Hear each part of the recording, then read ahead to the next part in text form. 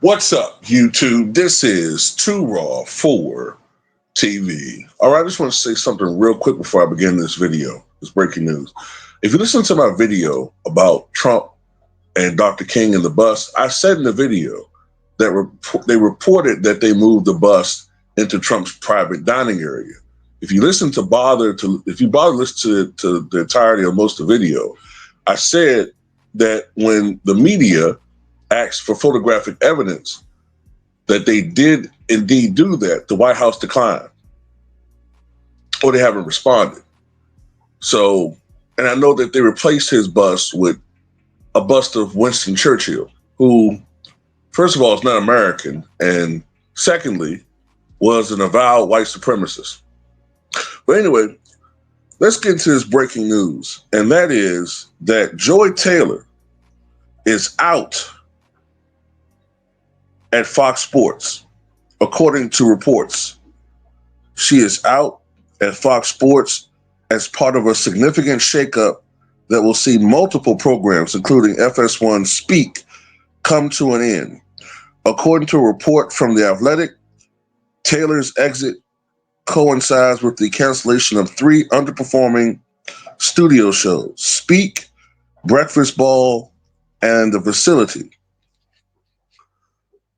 Sources say that the shows failed to gain meaningful traction with audiences, which ultimately led to the decision to move in a different direction. Taylor, who had been with Fox Sports for nearly 10 years, co-hosted Speak alongside Keyshawn Johnson and Paul Pierce. Her contract expired and was not renewed. This marks a dramatic shift in FS1's daytime programming strategy. The canceled shows were all greenlit under the leadership of former top programming executive Charlie Dixon, who was ousted from the network earlier this year following serious misconduct allegations. In one of 2 lawsuits against Dixon, a makeup artist claimed Taylor told her to, quote, get over it, in reference to a reported incident of battery. Taylor has denied the claim. Breakfast Ball was hosted by Craig Carlton, Mark Schlereth, and Danny Parkin. The show represented Carlton's second venture with the network after stepping away from WFAN's afternoon drive 2 years ago. Schlereth spoke to Barrett Media in late April about how Breakfast Ball was aiming for a different style of program that allows the audience a choice for sports on morning television. Meanwhile, The Facility was a newer addition to FS1's lineup, and that show included Emmanuel Ocho, Chase Daniel, James Jones, and LaShawn McCoy. So basically, from what I can gather, is that the network played the long game as far as getting rid of all of the nuisances that were part of that lawsuit in a manner that was feasible, which is the programming in which you appear in is not meeting certain rating demands or rating guidelines or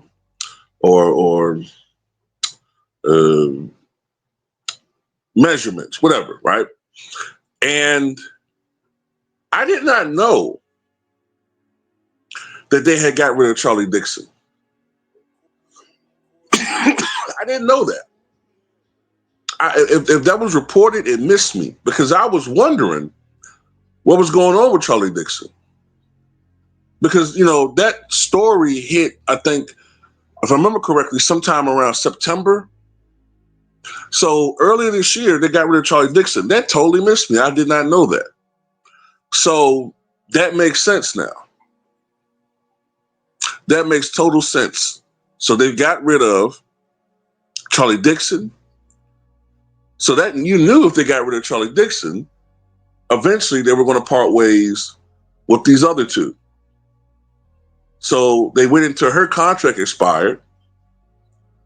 And I don't know about the contracts of the other individuals, but they just fired them. So basically they just fired everybody. And I can't say I didn't see this coming, because with the headache that she was causing the network, with the behind the scenes stuff that was revealed in the lawsuit. Then, you heard her, or at least according to the hairstylist, if Charlie Dixon had fired her, she was going to make up a frivolous story, a false story, and file a frivolous lawsuit claiming that Charlie Dixon S-ate her, or, forced her to do certain things. You know what I'm saying? So on that front, I don't feel sorry for Joy Taylor. And to be honest with you, the only thing I look forward to her now doing, which I know she's not going to do, is maybe the OnlyFans. That's about it. That's about the only thing that she really offers that I find, tempting at this point in time or valuable. That's about it. So Emmanuel Ocho, he did all of that. That's the dude I really want to focus on for a second. Emmanuel Ocho did all of that posturing, all of that maneuvering.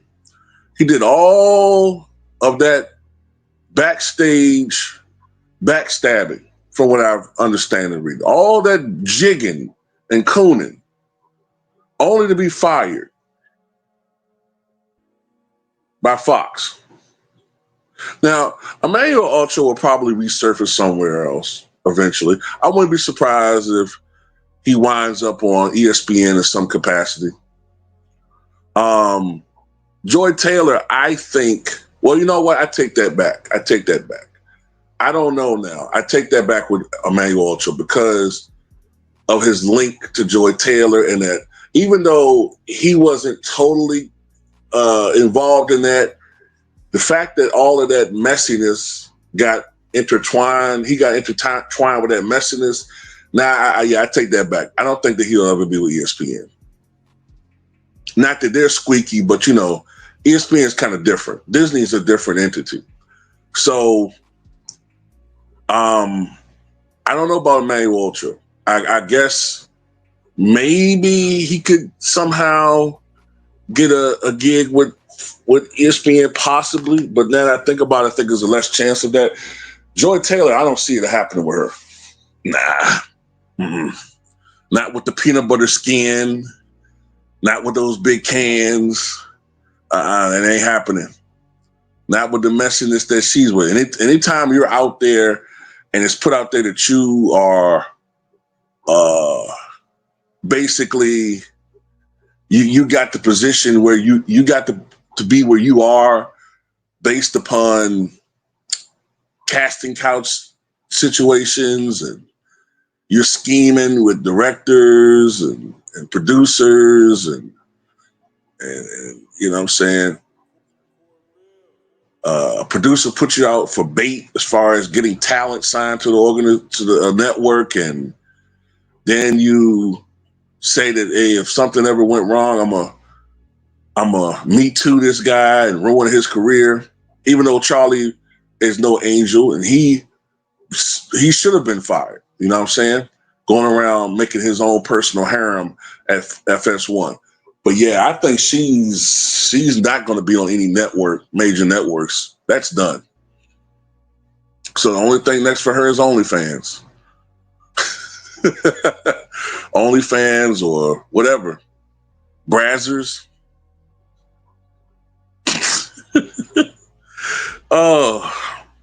Anyway, just want to report that to y'all. And notice some Trump supporters and their feelings about me going after Trump. And I told you I'm not a Trump supporter. I bet, like, you listen to me? Oh, he's just saying that to appease the Biden guys. He has a, he sees the light. Nah, Trump is a piece of shit too. But anyway, if you unsubscribe me because you don't like the fact that I don't like Trump, then that says more about you. That means you don't rock with me. You rock, you just only want to hear what you want to hear. You know what I'm saying? You just want to subscribe to people that validate or co-sign everything that you stand for. You're not mentally acute enough or tough enough to accept opposing opinions on shit. I've noticed that by a lot of people now. They only want to be in an echo chamber. They only want to listen to opinions that agree that correlates with their own. They don't ever want to have to be pushed in a situation where they even are questioned. Because I've changed my mind on many things from listening to evidence. Some people don't want to do that. They just want to fixate on one particular position and they sticking with it. But anyway, that's all I got to say about it. Tell me what you guys think.